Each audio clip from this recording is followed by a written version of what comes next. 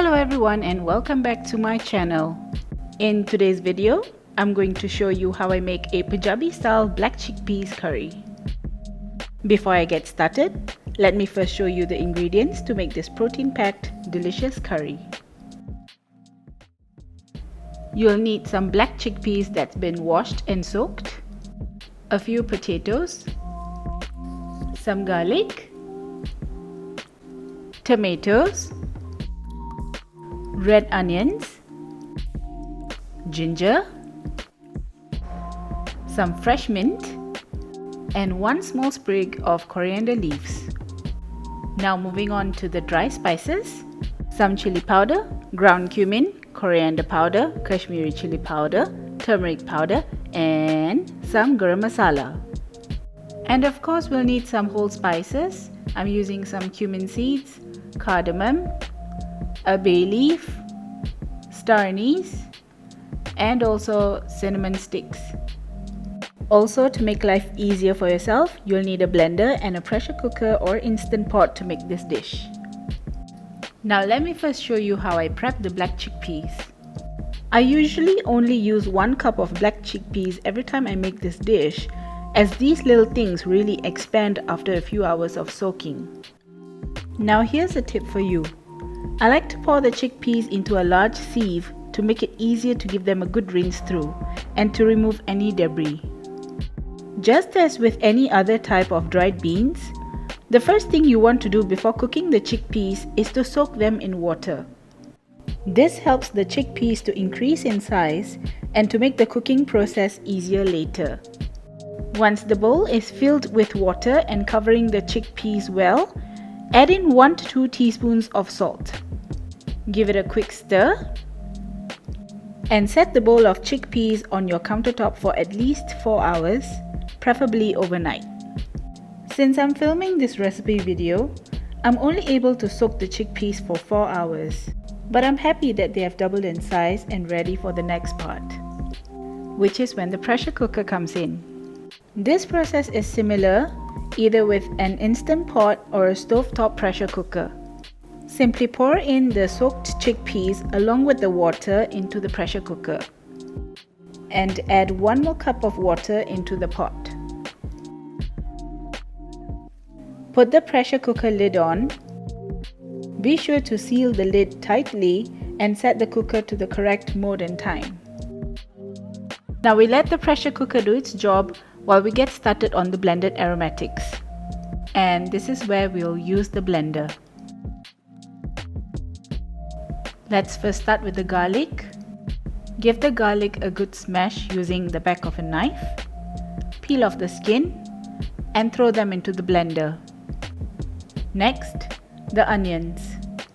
Remove the skin, give them a rough chop, and into the blender they go. As for the ginger, I like to use a teaspoon to peel off the skin. Give it a rough chop and again into the blender. Do the same with the tomatoes. Give them a rough chop and you know it, into the blender. I love using blended mint leaves for this dish as it gives a note of freshness. Make sure to only throw in the leaves and not the stems. Lastly, the coriander leaves. Now we're gonna blend all of this aromatics into a nice fine paste. Just add in a few spoons of water to get the blender going. After blending for about 15 to 20 seconds, you'll end up with a beautifully fragrant paste like this. Now we set the blended aromatics aside and check on the chickpeas that has been pressure cooking for the last 15 minutes. Do a test to make sure the chickpeas are tender enough for your liking. If they are not quite how you like them, just simmer them for a little longer. These black chickpeas are done to perfection. I'm going to remove them from the pot and set them into a bowl. As for the liquid that's left, don't throw it away. It's flavor and I'm going to use it as a stock later on. Now let's do a short recap. We have pressure cooked the black chickpeas, earned ourselves a bonus flavorful stock, and blended all the aromatics into a nice paste. Ah yes, I also cut the potatoes into bite-sized pieces. I guess we're all set to cook now. In a large pot, add in about 2 to 3 tablespoons of oil. The first thing I'm going to do is temper the whole spices in the hot oil. Give it about 30 seconds before adding in the blended aromatics. Allow the aromatics to fry and become fragrant before adding the dry spices. Now throw in the 5 types of dry spices, which is the cumin, chili powder, coriander powder, Kashmiri chili powder, and turmeric powder. Give it a good stir to combine and allow the spices to cook nicely for about 2 to 3 minutes or until you see the oil has separated from the spices. Then it is time to throw in the potatoes, as potatoes need about 5 minutes to fully cook through. As the potatoes cook, I'm going to pour in the chickpeas water, or liquid gold as I like to call it, and give it a good stir to combine everything. Don't forget to salt, and continue cooking this curry until the potatoes are fully cooked through.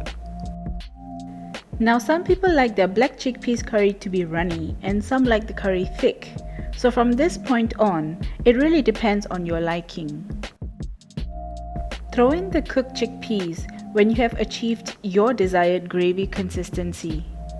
Give everything a good stir and combine the potatoes and the chickpeas and the gravy. A few minutes before turning off the heat, just throw in the garam masala and stir well. With that, my black chickpeas curry is done. After turning off the heat, I'm going to sprinkle lots and lots of coriander leaves. Because you can't have curry without coriander leaves, right? This dish is definitely not a curry in a hurry, but it's well worth the effort. Trust me. I'm going to enjoy my chickpeas curry with some roti and more sprinkling of coriander leaves. And there you have it, guys, my recipe for black chickpeas curry. Homemade with love and tastes super yummy. If you enjoyed watching this video, don't forget to like and hit the subscribe button below. Thanks for watching. Stay safe, stay healthy, and see you in the next video. Bye.